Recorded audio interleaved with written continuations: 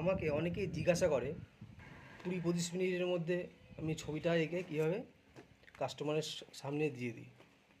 ঠিক আছে, তো আজকে আমি বলবো কীভাবে করি। তার জন্য তোমাদের আউটলাইনটা শিখতে হবে। আউটলাইন শেখা খুবই জরুরি। আউটলাইন শেখার 4-5টা মেথড আছে। অনেকে অনেক মেথড ইউজ করে। যেমন দেখো লুমিস মেথড।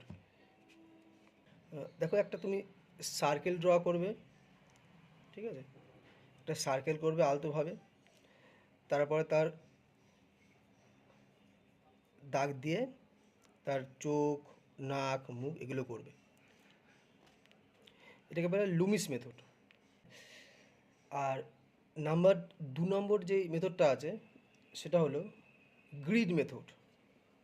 দেখো এই মেথডটাই কিন্তু আমরা যখন প্রথমে প্র্যাকটিস করি একদম ইনিশিয়াল স্টেজে, তখন আমরা করি। ইনফ্যাক্ট আমিও করেছিলাম গ্রিড করে করে। হ্যাঁ, দেখো কোনো একটা ছবিতে গ্রিড করে তারপরে তার নাক, মুখ ইত্যাদি আঁকা। এটা হলো গিয়ে গ্রিড মেথড। 3 নম্বর যে মেথডটা আছে সেটা হলো কিউব মেথড। এখানে কি করতে হবে?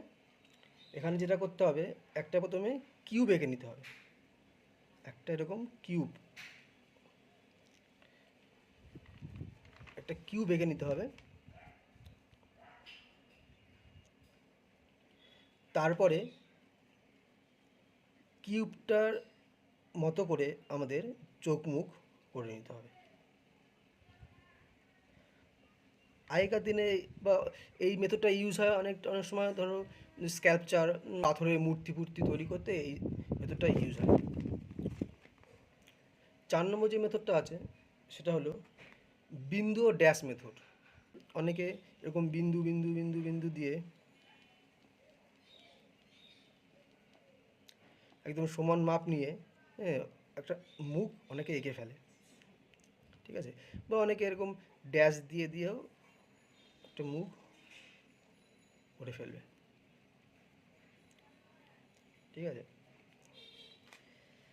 আর লাস্ট যে মেথডটা অনেকে মানে ট্র্যাডিশনাল ওয়ে আছে 5 নম্বর, সেটা হলো গিয়ে স্বজ্ঞাত অঙ্কন মেথড। এটাতে কী হয়? এটাতে হয় প্রথমে একটা সার্কেল করতে হবে, মুখ অনুযায়ী সার্কেলটার ভিতরে চোখ আঁকতে হবে, এখানে হবে নাক, এখানে মুখ। এরকম এই মেথডটা